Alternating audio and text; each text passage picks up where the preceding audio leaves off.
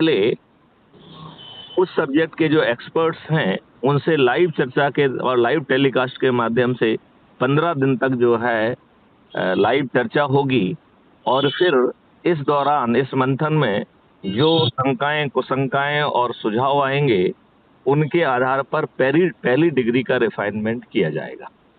जी। इसके बाद जो है 45 दिन तक सभी क्षेत्रों में पब्लिक का जो है ना लाइव डिस्कोर्स होगा और आम पब्लिक को अपनी शंकाएं कुशंकाएं और सलाह देने का मौका मिलेगा। लिहाजा दूसरी डिग्री का रिफाइनमेंट पब्लिक से जो फीडबैक आएगी उसके आधार पर लिया जाएगा। बिल्कुल बिल्कुल। अब जो तीसरी चीज है, जो हमारे चंद्रगुप्त हैं, सही मायने में देखा जाए तो वो पब्लिक के रिप्रेजेंटेटिव नहीं है, क्योंकि पब्लिक ने उन्हें माध्यम तो बनाया है लेकिन वोट उन्होंने ईवीएम मशीन में तो वही बटन दबाया है, लेकिन उन्होंने वोट उस व्यक्ति को नहीं दिया है। वोट 21 महालक्ष्यों और 5 फंडामेंटल राइट को दिया है। राइट, बिल्कुल बिल्कुल। अच्छा, जब आपने पब्लिक से उनकी बातें पूछ ली हैं तो फिर ये चंद्रगुप्त अपनी व्यक्तिगत कैपेसिटी में इनके जो शंकाएं कुशंकाएं और सुझाव हैं उन्हें कैप्चर किया जाएगा और फिर तीसरी डिग्री का रिफाइनमेंट होगा और ये 3 रिफाइनमेंट के बाद फिर ये पार्लियामेंट में पहुंच पाएगा और पार्लियामेंट में चूंकि पार्टी नहीं रहेंगी तो पार्टी व्हिप भी नहीं रहेगा।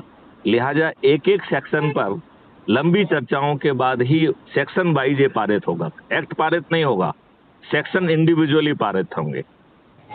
तो इस प्रकार जो कानून बनाएगा, तो जो ये हमने जिनको निमित्त बनाया है, जिन्होंने भागीरथी प्रयास करके 100 करोड़ लोगों तक ये संख्या पहुंचाई है, क्या वो कोई भी गड़बड़ी करने के लिए सक्षम होंगे क्या? नहीं रह पाएंगे सक्षम। तो इससे अच्छा और कुछ मॉडल हो सकता है क्या? इससे अच्छा मॉडल कोई हो ही नहीं सकता। निर्वाचित प्रतिनिधि भी भ्रष्टाचार नहीं कर पाएगा, मनमानी नहीं कर पाएगा। भ्रष्टाचार तो कोई भी नहीं कर पाएगा, क्योंकि दो जो मॉडल हैं वो रेवेन्यू मॉडल हैं। क्राइम फ्री भारत एक रेवेन्यू मॉडल है जो लाखों रुपए और करोड़ों रुपए को जो है ना बांटेगा और जितना बांटेगा उसे 2 से मल्टीप्लाई करके अपराधी से वसूल होगा।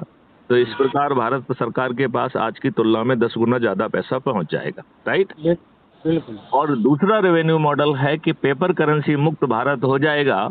लिहाजा उस पर 2% जो ट्रांजैक्शन फीस होगी और उसके पीछे एआई बैठी होगी जो किसी भी व्यक्ति की औकात नहीं है कि गड़बड़ी कर ले।